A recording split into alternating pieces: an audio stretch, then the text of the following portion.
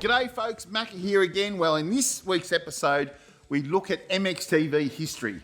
We're going back to the year of 2005. It was one of the first trips that MXTV did to the States, and Bally caught up with the three biggest names in the business. Ricky Carmichael, James Stewart, and Travis Pastrana. My guest is Ricky Carmichael. Ricky, welcome to MXTV. Thank you. I appreciate the opportunity. Thank you, mate. Ricky, at what age did you realise that you had the talent and the ability to be good at this sport? Well, I really didn't think I could do what I'm doing now until maybe I was like 12 or 13, maybe. Yeah, it took me a while because, I never took anything for granted. And I had to get there to believe that I was there. So, I had goals and I wanted to be where I was at, but I was never sure of myself that I could do it until I was there. James, welcome to MXTV, mate. It's good to be here. I'm just out here in Phoenix right now, getting ready to race, and looking forward to it. I got an Australian teammate, so I'm used to the accent. It's kind of cool to hang around him and stuff. I pick up a couple of things. So, mate, that sounds good to me because we're finding it difficult to talk to some people in America. They can't understand it. I know you're like, hey, Mike. I get it going on. So, it's cool. I'm used to it.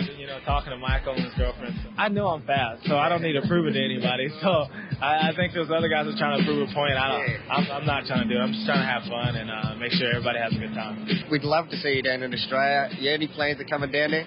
Yeah, I thought you guys were mad at me because a few years back I beat Chad, and I know he's an Australian, but I thought you guys were mad at me, so I didn't want to go down there.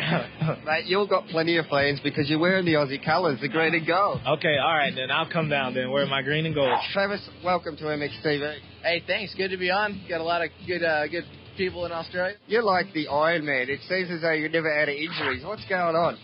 I took off most of last year. Did some of the freestyle stuff, but I was just like, all right, I'm going to get healthy this year. And now I've realized I'm probably always going to have some kind of injury, so I just got to work through it and make the best of it. How do you deal with all that attention? You seem to deal with it so well. Good and bad, I guess. At the track, I walk into a fantasy world where, there's people, and it really makes you smile.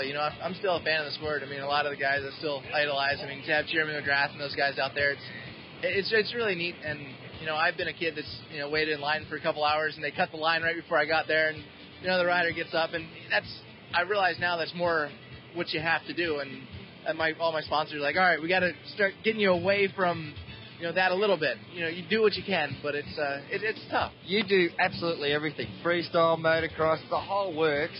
What do you enjoy the most? They're all different. I just enjoy being on a motorcycle or being anything competitive. I don't care what it is. If you had a pogo stick competition, I'd be in on it. It's just about going out there and being competitive, having a good time. Racing takes the most heart, determination. I kind of like that part.